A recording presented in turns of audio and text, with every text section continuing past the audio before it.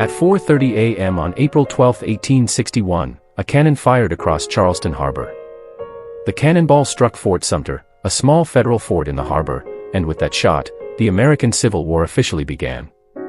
The bombardment lasted for over 34 hours, and while very few people were killed during the fighting itself, the consequences of the attack would be felt for decades. Hello there, you are watching Brick Tax. We are going to be talking about the Battle of Fort Sumter today. In order to understand why Fort Sumter was attacked, we first have to consider the state of the United States in 1860. At this time, the nation was divided deeply over slavery and the rights of states.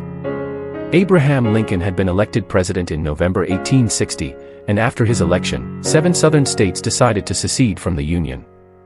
They believed that Lincoln's presidency threatened their rights and their way of life. These states formed the Confederate States of America, with Jefferson Davis as president. Now that these states had seceded, tension grew rapidly. The Union saw secession as illegal, while the Confederacy believed it was their right to leave. This disagreement would eventually lead to open conflict. Now that we understand the political background, we can look at Fort Sumter itself.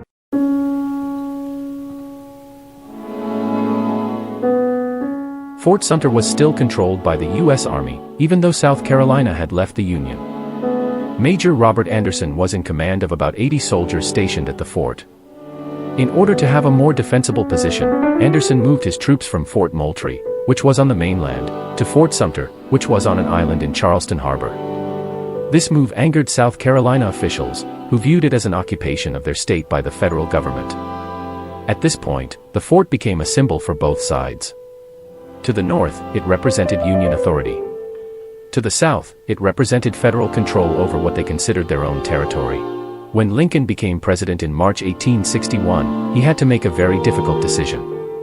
If he abandoned Fort Sumter, it would appear that the Union was weak and unwilling to defend its property. On the other hand, if he sent troops or weapons, the Confederacy might see it as an act of war.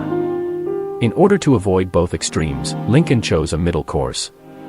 He decided to send only supplies, food, medicine, and other necessary items, but no weapons or reinforcements.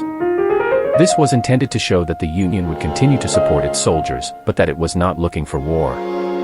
Now that Lincoln had made this decision, the Confederates were forced to respond. The Confederate leaders, however, did not accept Lincoln's plan. They believed that Fort Sumter was now part of South Carolina and that any attempt to resupply it without surrender would be an act of aggression.